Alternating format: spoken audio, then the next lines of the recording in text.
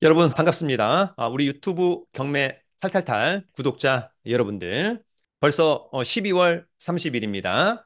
경매 탈탈탈 올해 유튜브 마지막 업로드가 되는 날입니다. 여러분 유종의 미 멋진 한 해를 잘 마무리하기를 기대합니다. 지난 영상에서 2025년도 부동산 시장 전망했는데 여전히 좋지 않을 거라고 하는 그런 부분이 있다. 그럴 때일수록 오히려 더 싸게 낙찰받을 수 있는 경매 또는 온비드 공매에도 많은 관심을 가져보는 것은 어떨까 그런 생각이 드는 지금입니다. 그래서 오늘은 한 번 유찰되고 신축인 인천의 아파트 경매 4건을 한번 알아보도록 하겠습니다.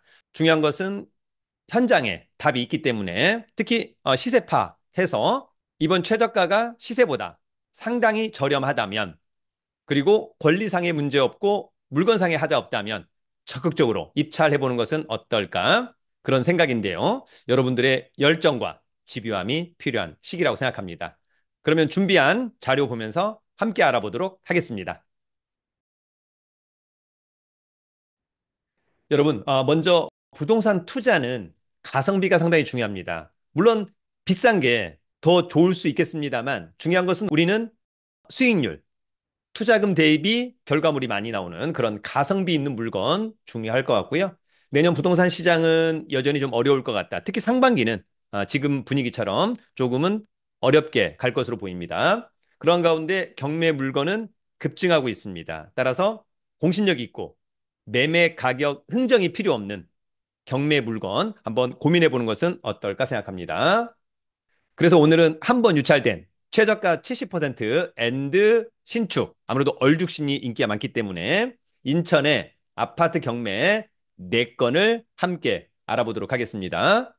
여러분 기회가 된다면 2025년 1월 9일부터 하는 제2기 재테크 스터디반에서 함께 하기를 기대합니다. 더불어서 뭐 강의 공지도 중요합니다만 경매 물건 괜찮은 알짜 매물들을 저희 네이버 카페 또 설춘환 캠퍼스에 올려드리니까 이 카페에 가입하셔가지고 또 함께 공부해보는 것도 중요하다고 생각합니다. 그러면 오늘 신축 인천의 아파트 경매 4건 그럼 물건 4건 곧바로 가보도록 하겠습니다. 여러분 오늘 첫 번째 아파트는 연수구의 아파트입니다.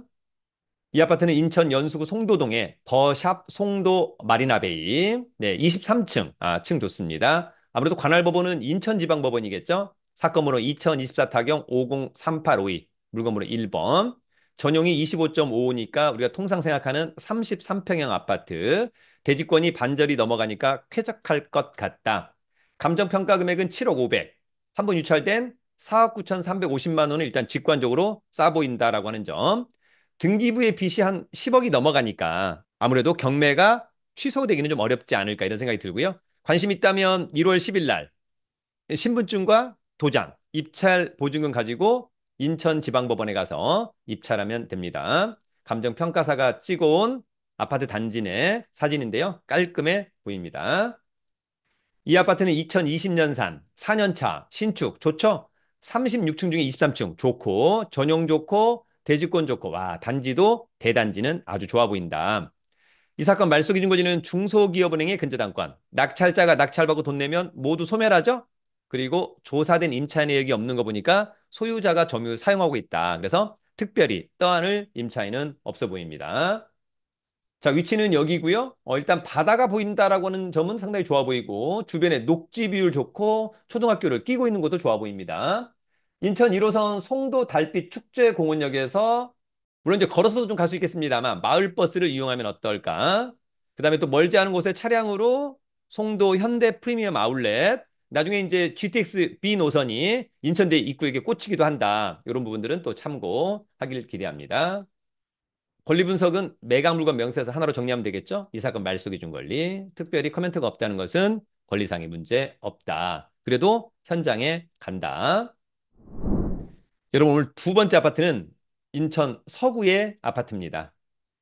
이 아파트는 인천 서구 가자동의 두산 위브 트레지움 19층 층 좋고요. 이 아파트 역시 25.66이니까 33평형 아파트. 아까 아파트에 비해서는 대지권이 조금 부족합니다. 그래도 보통은 넘어간다. 감정가 5억 1,200. 한 번 유찰된 3억 5,840만 원은 직관적으로 싸 보이고요. 등기부의 빚은 조금 많은 편이어서 경매가 취소되는 것은 좀 어렵지 않을까. 1월 16일 날 역시 깔끔한 아파트인 것 같고요. 자, 이 아파트 2018년산 6년차 신축 좋죠? 2사의 19층 좋죠? 전용 좋고 대지권 나쁘지 않고 대단지 좋아 보인다. 이 사건 말소기준 권리 한국주택금융공사의 근저당권 낙찰자가 낙찰받고 돈 내면 모두 소멸합니다. 특별히 떠안을 임차인은 없어 보입니다. 자, 입지는 여기 대단지 아파트 공원도 있고 멀지 않은 곳에 또 초등학교도 있고 그죠? 네, 이런 거 좋아 보이고요. 인천 2호선 가재울역에서 도보로 한 10분 거리 되지 않을까? 예, 그다음에 공원도 상당히 매력적이라고 생각이 듭니다.